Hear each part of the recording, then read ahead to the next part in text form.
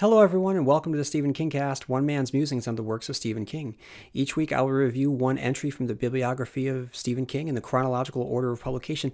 And this week, I'm reviewing a little book from 2013, literally little, that doesn't get talked about that often, but clocking in just a couple hundred pages, it's a very, very quick but thrilling read. A tight little coming of age tale that deviates from his more famous horror, horror and suspense genres that he is famous for, and instead he gives us a little tale of becoming a man and growing up and finding oneself in a very very brief coming of age story set against the backdrop of an amusement park of broken hearts and first loves and first heartbreak, all wrapped up in a little mystery thriller known as Joyland. Now, I am forevermore going to have very positive memories of Joyland. I distinctly remember picking it up, and and reading it in the spring of 2013. And I remember being out on the water in my kayak, in June of 2013 in the morning of the day that I got married. And that's always going to be a part that when I think of that day, I'm always going to think of how I started that day, because I couldn't be in the house. I needed to get out of the house because I couldn't see my wife and she needed me out of the house, so I needed to stay busy. So I threw the kayak on the roof rack, drove to one of my spots, hung out on the water, just reflected on life, finished up this book. So it's always going to be there, and I just have nothing but good memories reading this book. It took me like maybe 3 sessions of reading to really finish it. It goes by very very quickly, and anyone that expects something horrific, you're not going to get it. But anyone that enjoyed the body or the Shawshank Redemption, I think that you're going to get something out of it. In my reviews of The Body and Stand By Me, and my reviews of Rita Hayworth and The Shawshank Redemption and The Shawshank Redemption, I discussed how if someone were to make Joyland into a movie and knocked it out of the ballpark, it would serve as sort of a thematic continuation of those novels and adaptations. But what I mean by that is The Body, I mean, Stand By Me is considered this surprise hit that, oh my god, it's a great movie, and Stephen King wrote it. And same thing with Shawshank Redemption. Oh my god, Shawshank Redemption, what an inspiring movie. I can't believe that Stephen King character wrote it. Same thing with Joyland. I think that if this was adapted into a really feel good movie that captured the heart of this book, people would be surprised that it was a Stephen King story, because there's a lot of feels, if you want to use terminology of 2016. There's a lot of feels in this book. It, like I said, it's nothing. It's nothing huge. It's nothing major, but it tells a very succinct story of a particular point in a young man's life, and it works. It works. So I'm really looking forward to reviewing this along with all of you. And before I get to it, I just want to read a listener email. And for anyone that hasn't done so already, feel free to write in at stephenkingcast at yahoo.com. And if you haven't done so already, head on over to iTunes to leave a review and a subscription, because a review and a subscription, or even if you don't want to subscribe, if you don't have an iTunes account, if you want to just write a review, that would go a long way in helping me out. Okay, so listener email. Hello, sir. I'm a new listener, but a longtime Stephen King fan and reader. I love the show and have been going back and listening lots of the more current episodes as well as the older ones. My wife, a native Bostonian and the original King fan in our household, turned me onto your podcast. We live in Atlanta, hashtag RIP Stan Uris, and we both really appreciate your heartfelt commentary on this great catalog of works. She hasn't taken the plunge into the crazy yellow brick road that is the Dark Tower series, but I have, to an obsessive degree, seriously. There's been a hole in my heart since I finished book 7, the same feeling you get after finishing anything that's left a significant impact on your life. It happened to me with It, The Stand, Salem's Lot, Insomnia. Stephen King, while not perfect, is the man. We're lucky to have him. Anyway, my question is, what do you think about King's repeated use of blue flame or blue fire throughout his works? I feel like it comes up a lot whenever there's a supernatural activity or some black magic going down. I don't know if it's specifically evil or not, but I know it appears when Randall Flagg does some of his crazy stuff, and I believe it shows up around Leland Gaunt at the end of Needful Things. I'm also pretty sure it's mentioned in Eyes of the Dragon, and I know it pops up in The Dark Tower, as well as other books. Please help a brother out, and let me know what you think. I'd love to hear your thoughts. Is this detail something you've noticed at all reading King over the years? Am I crazy? It's gotten to the point that I now underline the words blue flame anytime they appear. I know good old Peter Straub has his blue rose, as opposed to King's red rose representation of the tower, but I'm super curious about King's blue flame. Ironically, there's a strip club in Atlanta called the Blue Flame. I've never been there, I'm a family man, but I just thought it was funny. So, yeah, that's it. Thanks for a great show. Your friend J. Mike, from one reader to another. So, J. Mike, first of all, thank you for writing in. Regarding the blue flame, I just always thought that it was an image that he liked to use. I never saw that there was a greater meaning to it. But either way, it's a great observation. And if anyone agrees with J. Mike, write into stephenkingcast@yahoo.com. Okay, guys, what I'm going to do now is I'm going to read the Wikipedia summary of Joyland, so I have a basis upon which I can build my analysis. The novel is set at a North Carolina amusement park in 1973 and involves a carny who must confront the legacy of a vicious murderer and the fate of a dying child.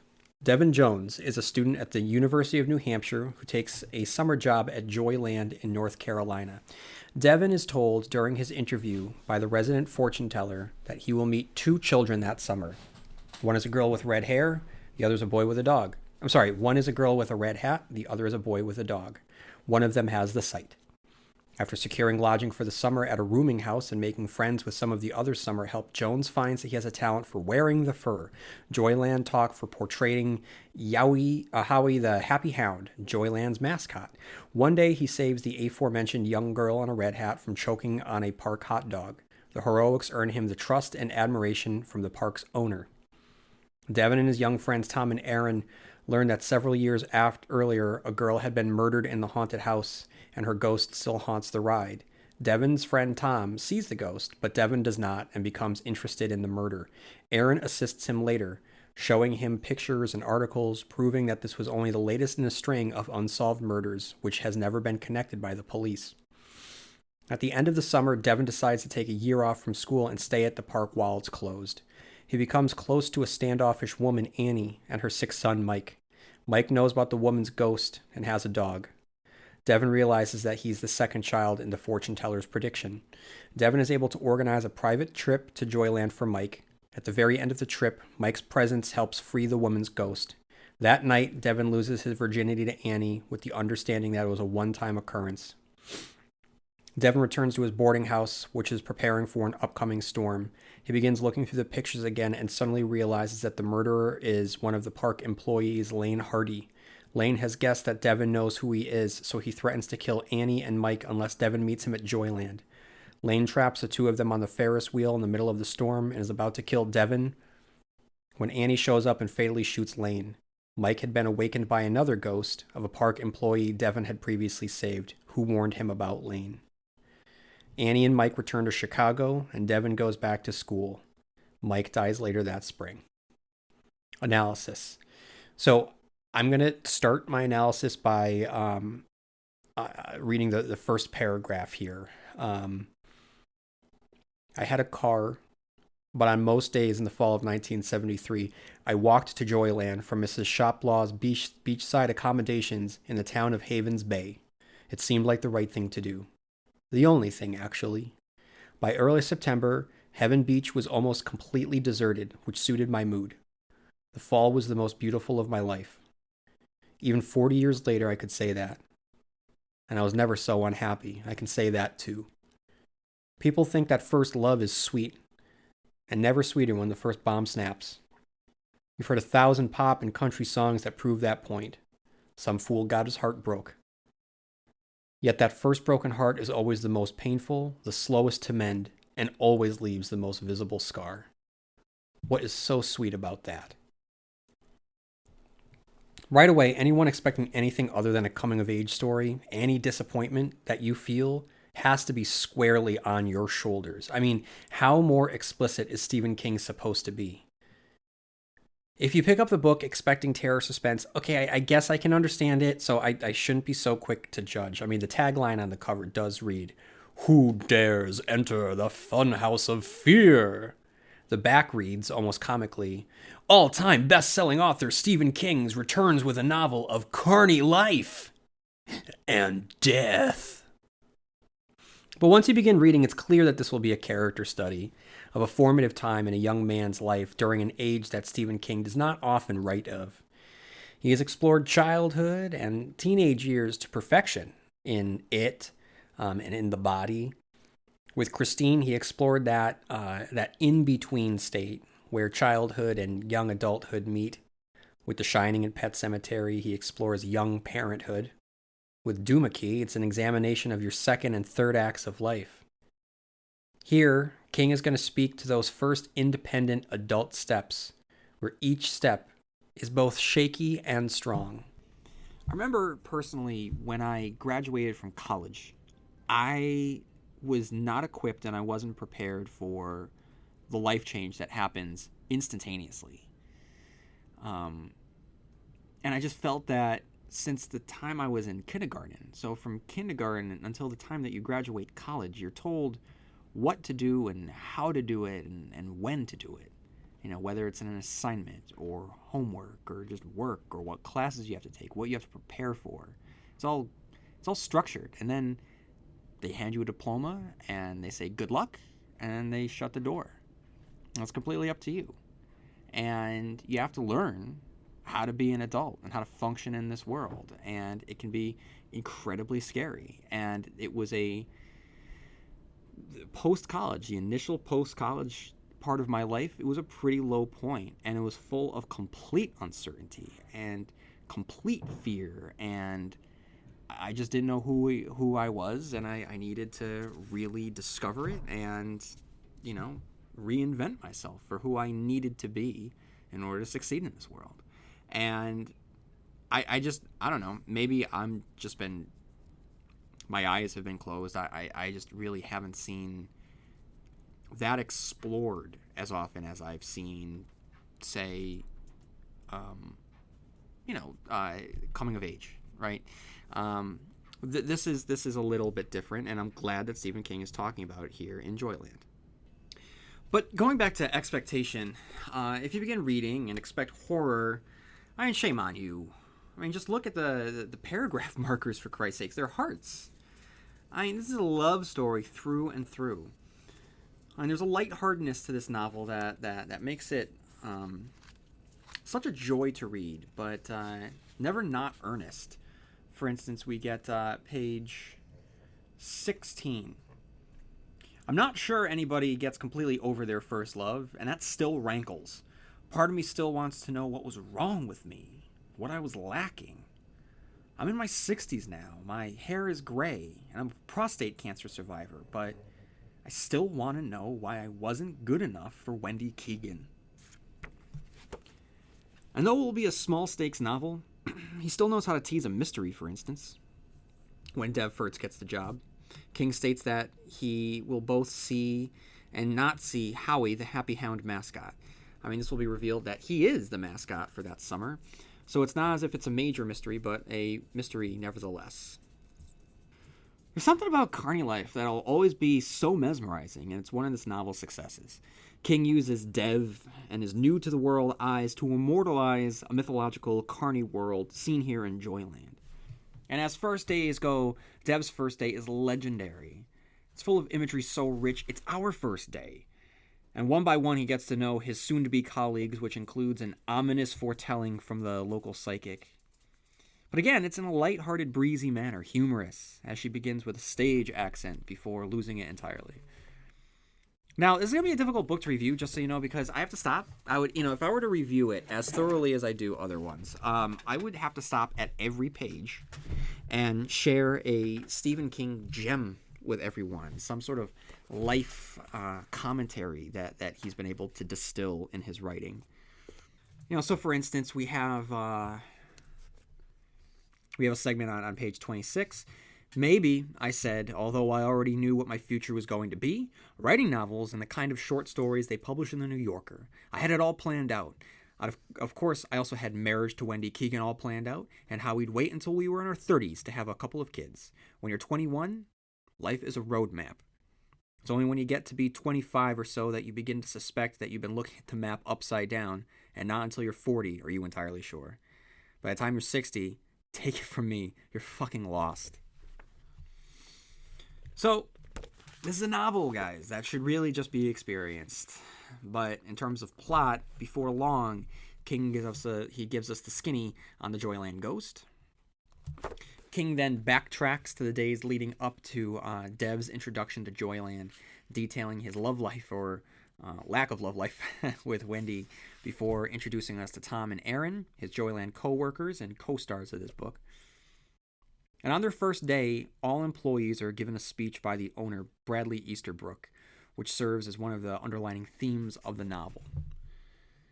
And we get that on page 59. This is a badly broken world full of wars and cruelty and senseless tragedy. Every human being who inhabits it is served his or her portion of unhappiness and wakeful nights. Those of you who don't already know that will soon come to know it. Given such sad but undeniable facts of the human condition, you have been given a priceless gift this summer. You are here to sell fun. In exchange for the hard-earned dollars of your customers, you will parcel out happiness. Children will go home and dream of what they saw here and what they did here. I hope you will remember that when the work is hard, as it sometimes will be, or when people are rude, as they often will be, or when you feel your best efforts have gone unappreciated. This is a different world. One that has its own customs and its own language, which we simply call the talk. You'll begin learning it today. As you learn to talk the talk, you'll learn to walk the walk. I'm not going to explain that because it can't be explained. It can only be learned. I hope you enjoy your work today, and when you don't, for instance, when it's your turn to wear the fur, try to remember how privileged you are. In a sad and dark world, we are a little island of happiness. Many of you already have plans for your lives, hope to become doctors, lawyers, politicians. You'll have interesting, fruitful lives, my young friends. You'll do many good things and have many remarkable experiences. But I hope you'll always look back on your time in Joyland as something special. We don't sell furniture. We don't sell cars. We don't sell land or houses or retirement funds. We have no political agenda. We sell fun. Never forget that. Thank you for your attention. Now go forth. And King writes, he stepped away from the podium, gave another bow, and left the stage in that same painful high-stepping stride. He was gone almost before the applause began. It's one of the best speeches I ever heard because it was truth rather than horse shit. I mean, listen, how many rubes can put sold fun for 3 months in 1973 on their resumes? King then proceeds to detail Dev's first day in rich, clear detail. Eventually, it leads to the moment where Dev becomes Howie the mascot. It's written with love, like anything else in this novel, and with nostalgia. It's a well-composed segment full of fun, full of whimsy, and the laughter of children. He juxtaposes the joy and vitality of this scene, the essence of youth, with the unfortunate realities of life, when he looks ahead to the future, where Aaron is twice married and Tom is dead by a brain tumor. Dev then gets confirmation that Wendy has dumped him for someone else, and it's brutal, meaning that we can see the truth even before Dev can. Dev mopes through the post-breakup blues, and the vision that Ron has given him is brought up again, of the woman and the boy with the dog. Dev has his hero moment when he stops a young girl from choking. Dev and Aaron and Tom then go into the haunted house ride in Joyland, wherein Tom is the only one to experience the ghost, King's way of teasing the mystery. And he humanizes this moment. It's not just a fun supernatural moment, but a moment that is going to affect this character for the rest of his life, especially when his end draws near. And we get that on page 120 to 121. Aaron tried to get more details while I drove us back to Heaven's Bay in my heap. Tom answered the first 2 or 3 of her questions, then said he didn't want to talk about it anymore in an abrupt tone I've never heard him use with Aaron before. I don't think she had either, because she was quiet as a mouse for the rest of the ride. Maybe they talked about it some more between themselves, but I can tell you that he never spoke of it again to me until about a month before he died, and then only briefly. It was near the end of a phone conversation that had been painful because of his halting nasal voice and the way that he sometimes got confused. At least I know there's something, he said. I saw for myself that summer in the Hasty Hut. But I didn't bother to correct him. I knew what he meant. Do you remember? I remember, I said. But I don't know the something. If it's good or bad. His dying voice filled with horror. The way she... Dev. The way she held out her hands. Yes. The way she held out her hands. Dev then makes the decision to extend his stay as a full-time employee after Labor Day, meaning that he wouldn't go to college in the fall. Summer ends, and Dev says goodbye to first Tom, then Aaron in a moonlight walk along the beach in which she kisses him and tells him that Dev would have been the one if Tom hadn't been there, which is nice, I guess, but what a tease that is. To me, it's very, very flattering, but something like that I imagine would do more harm than good. All the while, King keeps teasing the memorable fall that is soon to come. This begins when he begins to encounter Annie and her son Mike on his walks to and from work along the beach. And it's here where we can see where the novel is headed. This novel was published in the Hard Case Crime, and what's a crime story without its femme fatale? Annie is standoffish at first, but will soon do for Dev what Aaron couldn't, and make him forget all about Wendy. Dev begins to obsess over the ghost of Linda Gray, which makes sense, as he's been mopey and half-assed suicidal thoughts from the first heartbreak. He's partially in love with death, symbolized here by the ghost itself. And now that the summer of fun is over, King can begin to zero in on the mystery. Who killed Linda Gray? Our first suspect is Eddie, whose mean temper and predilection for glove-wearing makes Dev suspicious of him. Naturally, this means that we should automatically rule him out, because it's too obvious.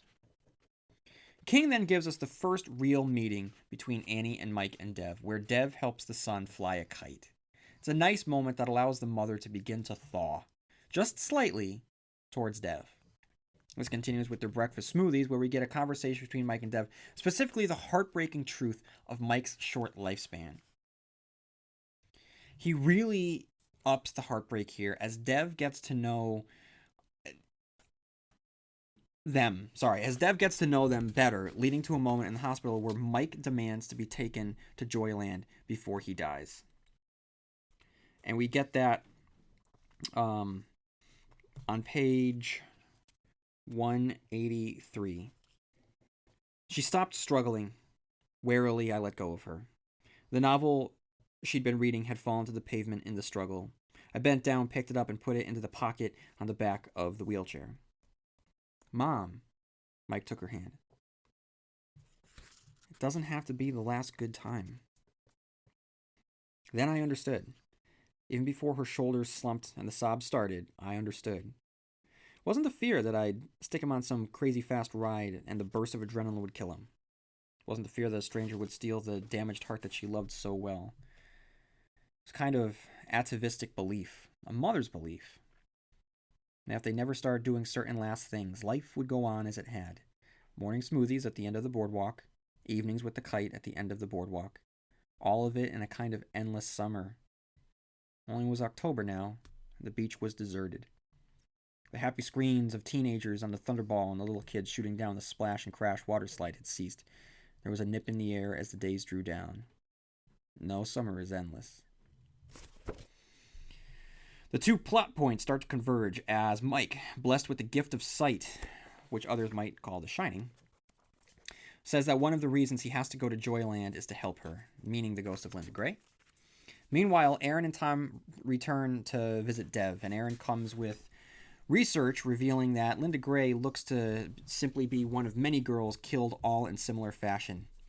A new wrinkle that Aaron and Dev discover is that the tattoo on the killer's hand is a fake, most likely placed there to attract attention to it, a washable red herring. We switch gears to Mike's magic day at Joyland, with Fred Dean stepping into the role of a Willy Wonka type character. It's a wonderful sequence, the heart of the story, really. And King anchors it to something that we can all relate to. We get that on page 220. I remember Mike's day at the park, Annie's day too, as if it happened last week. It would take a correspondent much more talented than I am to tell you how it felt, or to explain how it could have ended the last hold of Wendy Keegan still held over my heart and my emotions. All I can say is what you already know. Some days are treasure. Not many, but I think in almost every life there are a few. Now is one of mine. And when I'm blue, when life comes down on me and everything looks tawdry and cheap, the way that Joyland Avenue did on a rainy day, I go back to it, only to remind myself that life isn't always a butcher's game. Sometimes the prizes are real, and sometimes they're precious. Not only does Mike have the best day of his life, but King allows Joyland to function for Dev what amusement parks have been to so many others throughout history. A place to fall in love. To have those magic moments. So when he kisses her, we're all rooting for him. We're all in the moment with him. This kissing, of course, leads to another magical moment, followed by two more magical moments when they get back to her place. And later that night, Dev discovers that he knows the identity of the killer, who calls him in the middle of the night, showing that he knows that Dev knows. This heads towards the final confrontation in Joyland, deserted, with a hurricane beginning to whip around them. There's a fake out as King teases us that Fred Dean is the killer because he had mentioned the flowers that he'd given to Annie before revealing that it had been Lane Hardy all along. Lane takes Dev up on the Ferris wheel and just as about to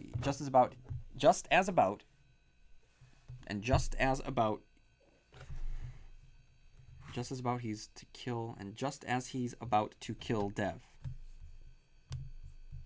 It's phenomenon all over again, guys. Anyway, just as he's about to kill Dev, really don't know what happened there, Annie, who had been urged to save Dev by Mike, who had been visited by the ghost of Eddie Parks, uses her rifle skills, which had been teased throughout the novel, to shoot him in the face. And then from there, the last thing to wrap up is the story of Mike. He passes away off the page, and King closes his book with Dev and Annie and Milo on the beach, with Dev running the kite into the sky with the cremated remains spilling into the wind. So, Easter eggs. We have Revival. Charlie Jacobs from Revival will refer to Joyland in the pages of that book. And two, we have Inside View, the tabloid magazine that it's mentioned here in this story, and we have seen it in numerous Stephen King entries with the writer Richard Dees playing roles in both The Dead Zone and Nightmares and Dreamscapes story Night Flyer. So, I know this was a short review, guys. It's just about 30 minutes, and you know what? I'm a little ashamed of myself because I don't think that I spent the time that I could have with Joyland. I guess all that I can say is that it really is a well done story. It is plotted very, very well. It's never about the plot. It's always about the characters. Like you really feel for Dev. Like you get it. You kind of laugh at Dev. Your heart gets broken for Dev. You sympathize with Dev. You want to give him a kick in the butt to get him moving. It's a good story, and the entire time I read it, I was thinking a lot of the movie Adventureland that came out a couple years ago with Jesse Eisenberg and Kristen Stewart and Ryan Reynolds. To me, it has a very similar tone, and I would be interested in revisiting Adventureland just to watch it again, because it's really, again, all about, a little bit of heartbreak, pining for someone, working at an amusement park during a very formative period in your life. So it hits the same beats as this particular novel does. But with that said, I'd still like to see Joyland be made into a top-notch movie, because I've said in other reviews that I think that if it was made into a movie, it would still have that respected feel good. Place in cinema that Stand By Me has and Shawshank has. Um, these feel good. I don't mean feel good movies as a pejorative, but movies that actually make people feel good. I think that Joyland has the potential to round that out in the form of a thematic trilogy. I think that it would surprise people. I don't know why people are surprised when they find out something good is a Stephen King story, but people are still being fooled. Most recently in the collection Bazaar of Bad Dreams, Stephen King, relayed a situation in which he was walking through a supermarket and he was stopped by a woman who said, "You're Stephen King." And he goes, "Yeah," and she goes, I don't read your stories. I like to read good feel good stories like the Shawshank Redemption." Um, so I that cracks me up. But I think that Joyland would be another example of that. Something that just it is a slice of life. This one would just have a little bit of a sprinkle of a supernatural edge on it, but for the most part, it's just a little coming of age tale set within an amusement park, a rundown, not a rundown amusement park, but a off season amusement park. And I think that there's enough life there to make something of it. So aspiring filmmakers, have at it. All right, everyone, if you have any time on your hands, leaving a review on the podcast platform that you use to listen to the Stephen King Cast would really help me out. If you have any thoughts, please write into stephenkingcast@yahoo.com, and you can follow me always on Blue Sky and TikTok, Instagram, and on Facebook. And that's all that I have this week, so may you have long days and pleasant nights, and I'll see you here next time where MOON spells Stephen King Cast.